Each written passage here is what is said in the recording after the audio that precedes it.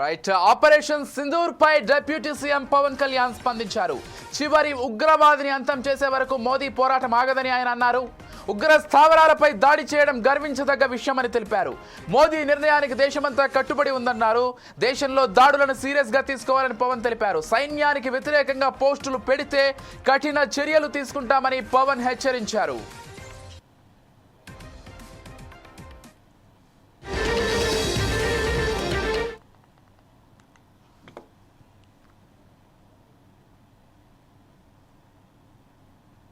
ప్రత్యేకించి ఉగ్రవాద మూకలు, పాకిస్తాన్ ప్రేరేపిత ఉగ్రవాద మూకలు ఇది 90లో కూడా ఇలాగే కాశ్మీరీ హిందూస్ని కాశ్మీరీ పండిట్స్ని చంపేశారు. ఇట్లాగే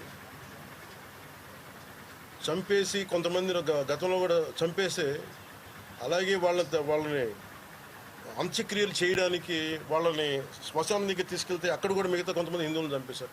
సో హిందువుల మీద దాడి అనేది ఇది అనాదిగా జరుగుతూనే ఉంది. కానీ I think it is a right time to take a decisive and bold action. It's a commendable job done by our army personnel and defense personnel, and we have to appreciate them.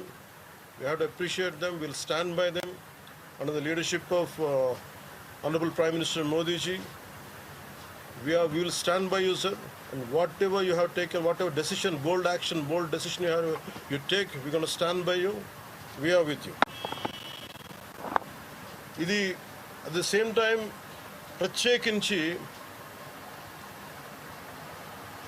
this is a time of war, not a full-blown war, but it is a protracted war which will continue for a long time.